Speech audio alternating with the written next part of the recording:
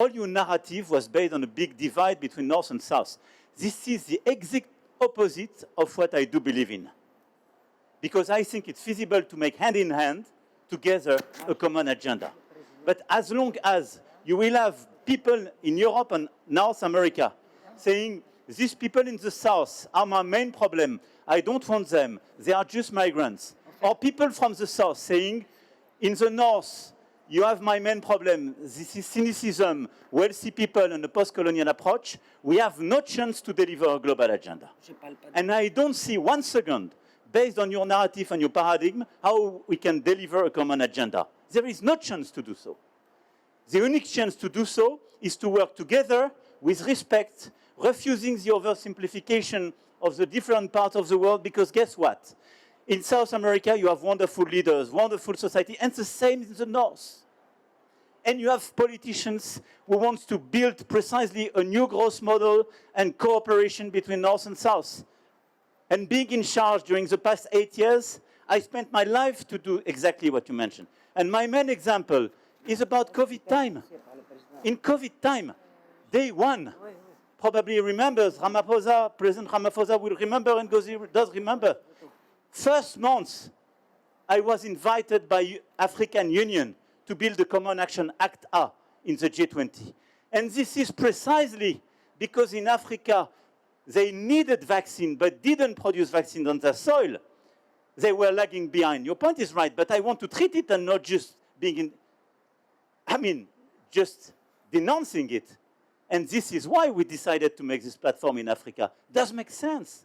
So it's feasible to change the thing, but not by just lecturing people on the other side because you come from the South, because I know very good guys from the North doing exactly the same speech with the opposite arguments, but working together and building bridges and based on facts and science, working together in order to improve the problem we have. This is just what I wanted to add.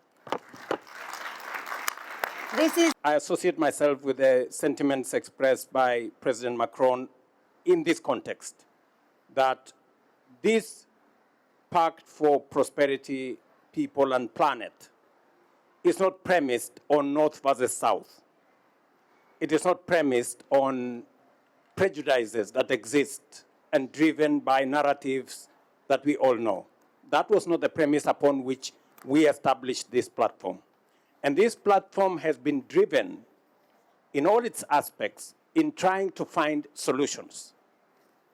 And let me say this.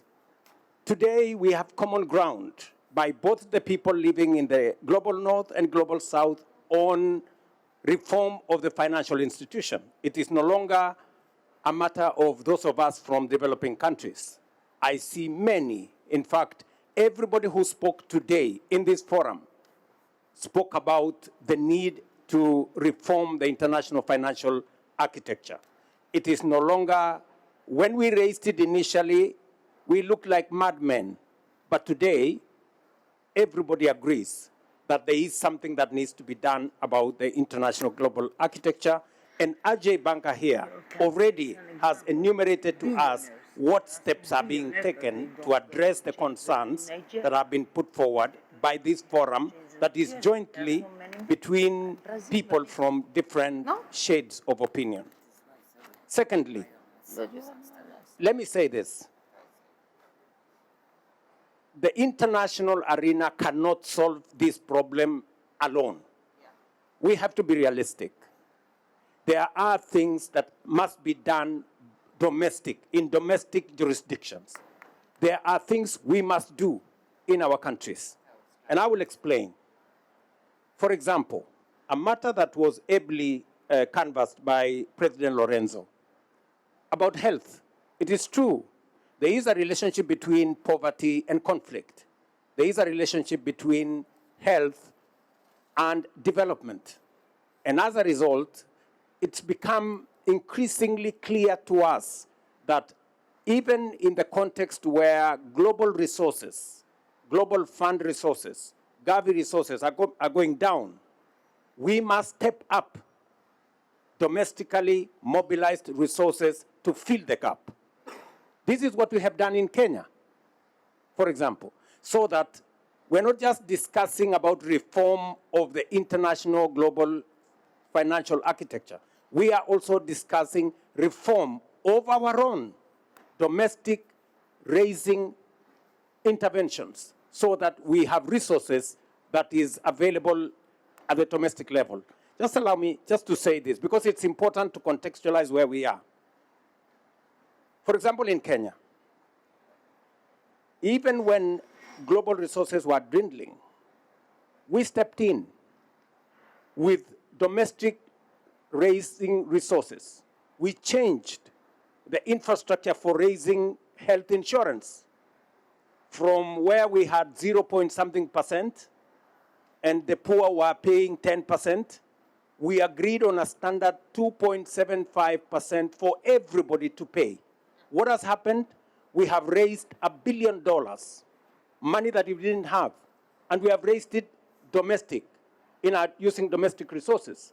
So some of the interventions can be sorted out by looking at domestic raising interventions that are local in its nature. Let me also say this. We've also leveraged on the private sector to provide help in Kenya. We worked with manufacturers that were buying from, we were buying from them equipment for our hospitals. We decided to change it on the other side. We decided to create an investment out of equipment. Now manufacturers are investing. We have now a leasing program, a fee-for-service program, where manufacturers, where we were buying a CT scan or an MRI for our hospitals, today they bring the MRI to the hospital, they bring the CT scan to the hospital, and we pay for service. For every service we get, we pay for it. We don't have to pay for the equipment anymore. So we have changed. Instead of us investing in buying equipment, manufacturers have seen an investment opportunity for them to put equipment in our hospitals, and it comes out as a win-win. So the private sector and the public sector are collaborating to deliver on public interventions. As a result, we have mobilized close to another $1.5 billion from the private sector to fund our health delivery mechanism. So there is what can be done globally, and we are all in for making sure that there is proper interventions in making sure the international financial architecture have proper representation and voice from our continent, but also we will step up as countries on local solutions because we cannot wholly depend on external solutions to meet the challenges that face us, whether they are financial or they are public in nature. So this is and this is why the 4P also talks about country-led ownership of priorities and interventions. So I think we are well on course on this, and I'm very clear that we are headed in the right direction, and that is why we have 73 countries who have joined us, because we are not discussing narratives, we are not discussing pointing fingers. This is not about south or north, this is about solutions